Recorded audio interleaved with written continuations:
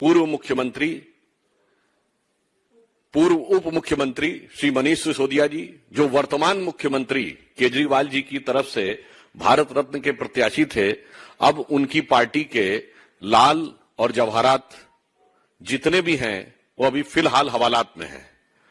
और पिछली सर्दी से इस सर्दी का मौसम आ गया, इस दरमियान 6 बार उनकी बेल एप्लीकेशन रिजेक्ट हुई है।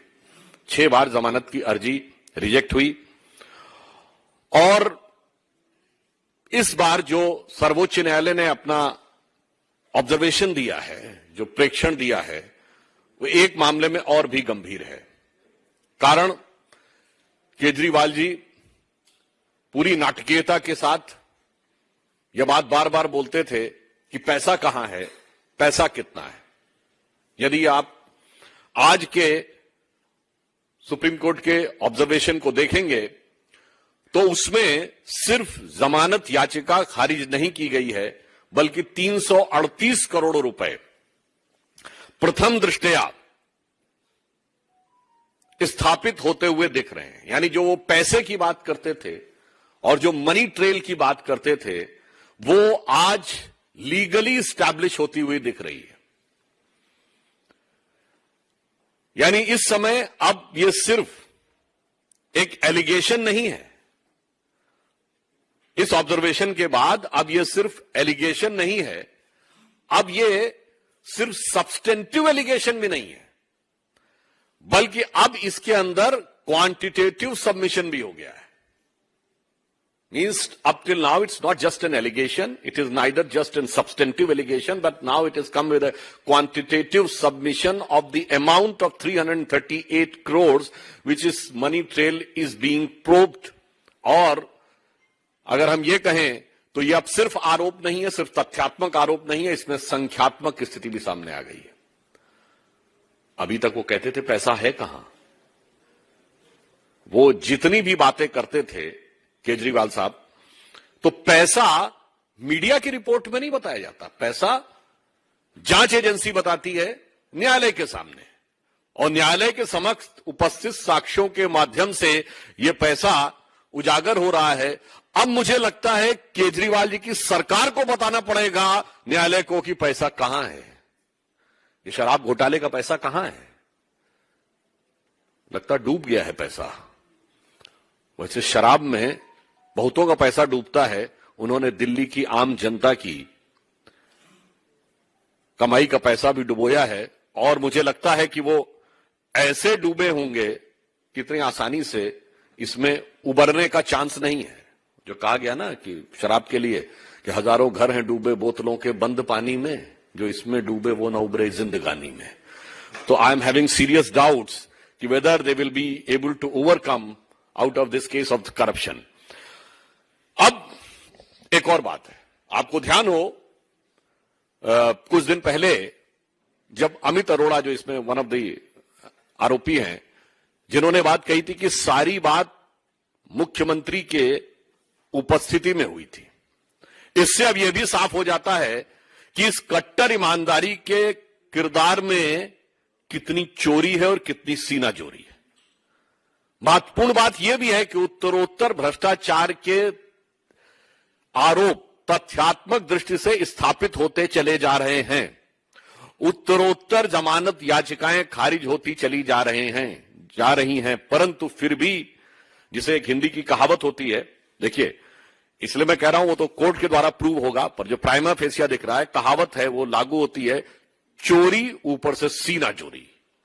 ये इस समय आम आदमी पार्टी के कैरेक्टर में बहुत साफ दिखाई पड़ने लगा है।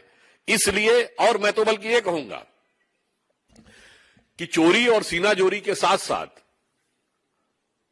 वो इसके अंदर एक नाटकीयता का पुट भी देने का सदैव प्रयास करते हैं। कभी शहीद भगत सिंह जी के परिवार वालों का आपत्ति आई थी, उनकी फोटो लेके चलने लगते हैं। कभी शराब घोटाले में लिप्त पार्टी, एक पौवे के बदले दूसरा पौवा फ्री देने वाली पार्टी, महात्मा गांधी की समाधि पर जाकर कसम खाती है कि हम ईमानदार हैं। अरे भाई, ईमानदारी और बेईमानी छोड़ दीजिए, एक पौवे के बदले दूसरा पौवा दिया है तो नीति थी ना। तो गांधी जी को उसको बीच में क्यों ला रहे हो, जिनका कि जन्मदिन ड्राई डे होता है और गांधी जी का जन्मदिन पर नदारत। तो इसलिए मैंने कहा कि चोरी, सीना चोरी और उसके ऊपर से यह नाटकीयता, ये आम आदमी पार्टी का स्वाभाविक सहज चरित्र बनता चला जा रहा है।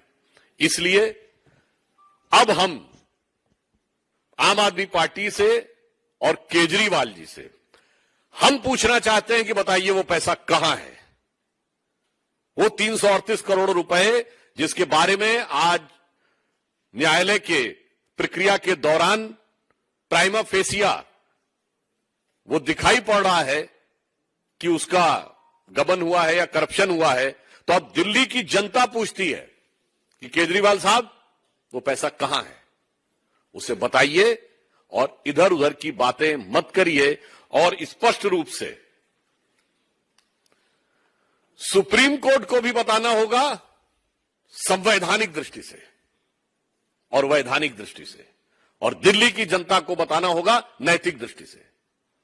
Now it is become incumbent on the part of Aam Aadmi Party government and its chief minister Arvind Kejriwal जी,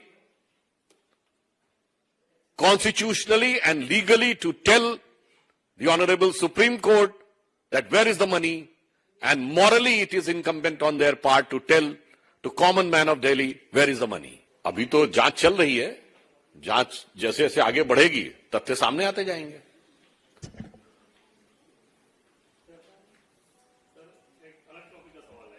क्या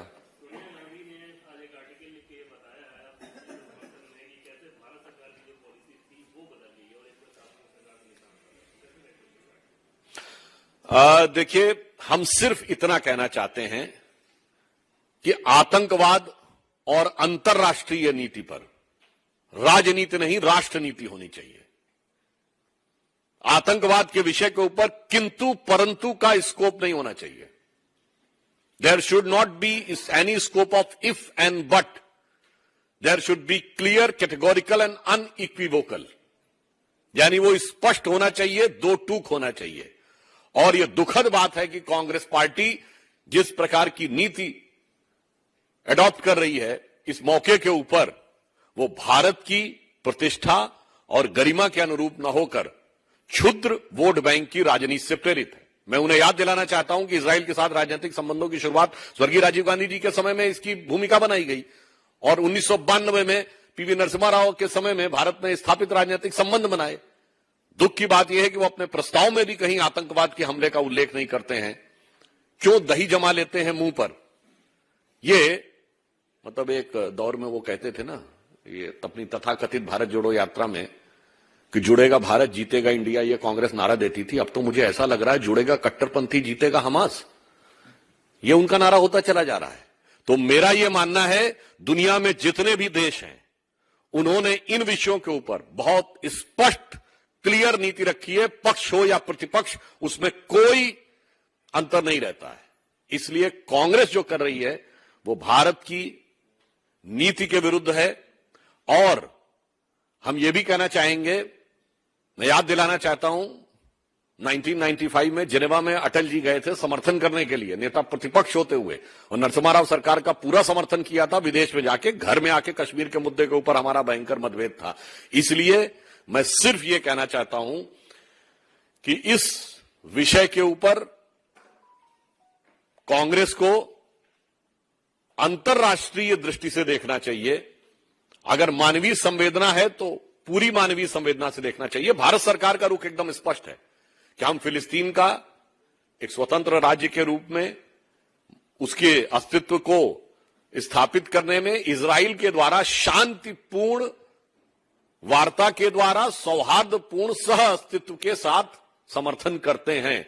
अब जब न वार्ता हो, न शांतिपूर्ण हो, न सौहार्द हो, न सह अस्तित्व हो, तो इसमें कौन सी चीज उन्हें नजर आ रही है जो भारत सरकार की नीति के विरुद्ध है, यह उन्हें स्पष्ट करना चाहिए। सर, इसी से जुड़ा मेरा सवाल है कि उन्होंने अपने आर्टिकल में लिखा है कि दुनिया के ताकतवर देश टू नेशन थ्योरी को बहाल करने की प्रक्रिया को फिर से शुरू करें।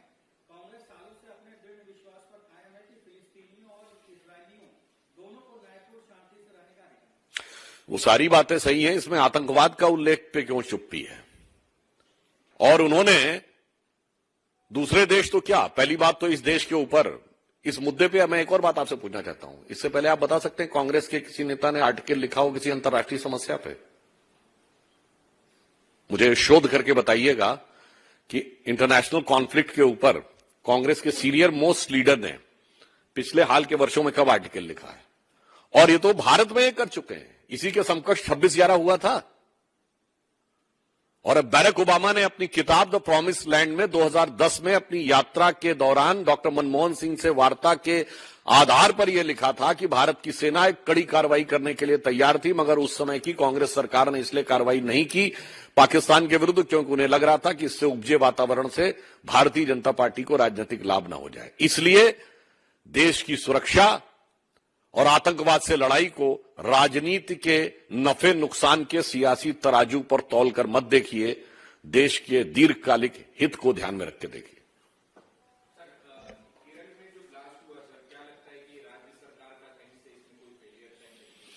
देखिए, मैं पुनः कह रहा हूं कि आतंकवाद को लेकर किसी भी प्रकार का किंतु परंतु राजनीतिक दलों में नहीं होना चाहिए। आतंकवाद पर राजनीति नहीं राष्ट्रनीति होनी चाहिए। जांच की प्रक्रिया शुरू हुई है और उसके द्वारा यह बात सामने आएगी। परंतु मैं यह भी कहना चाहता हूं, आतंकवाद को किसी भी प्रकार का व्यवहारिक नहीं नैतिक समर्थन देना भी, प्रत्यक्ष नहीं परोक्ष रूप से देना भी, किंतु परंतु कहकर देना भी मेरे विचार से मानवता के लिए भी घातक है, राष्ट्र की सुरक्षा के लिए भी घातक और संवेदनशील है।